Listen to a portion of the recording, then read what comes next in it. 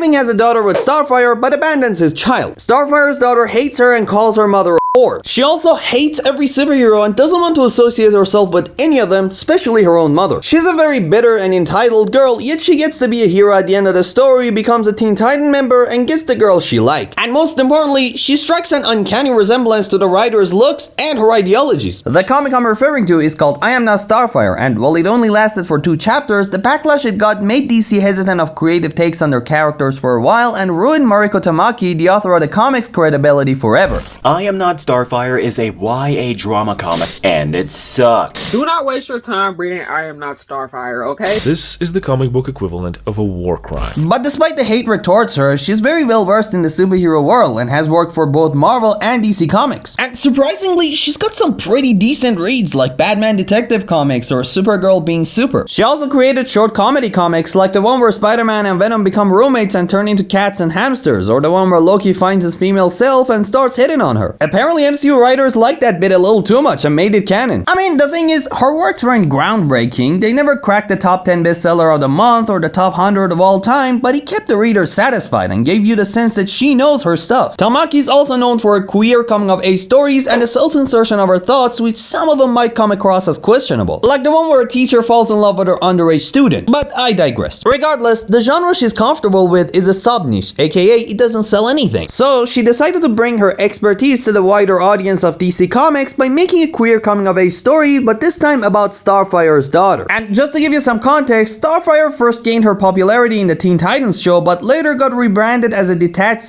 hungry, alien who has no problem with nudity. That angered the fans who grew up with Teen Titans to the point where they started a movement against the character led by a 6-year-old. Yep, you heard it right, an actual 6-year-old started a movement. Then, a couple of years later, they tried to make her look less sexual and revealing in the Titans TV show, and that made the fans even angrier. So Mariko's best course of action was writing a story about Starfire's daughter trying to fill her mother's shoes just to realize how hard it is for her to appeal to her fans, and that would have been a nice jab to both sides of her fanbase. Then her daughter Mandy would realize that there's no point in trying to be like her mother and becomes her own version of a hero. But instead, what we got was a bitter and hateful girl who's jealous of her mother's success. She hates how cute and well loved her mother is, and that makes her hostile towards everyone, even her crush. Yet in the end, she gets rewarded by defeating Blackfire, who had years of practice in combat, with a single blow and gets everything she ever wanted. And saying that people hated the story when it came out is an understatement. What could have been Mariko's stepping stone to the big league became the most terrible career mistake of her life. But lucky for her, DC and Marvel were uncharacteristically very forgiving towards her and gave her more work like She-Hulk, Batman, and most recently Zatanna to work on. And as I said, she's a decent writer and probably learned her lesson that self-insertion and hatred towards a character won't do her reputation any good. But I'm curious to know what you guys think of her. Please let me know in the comments below, like and subscribe, do all the good stuff, and I'll see you in the next one. Bye.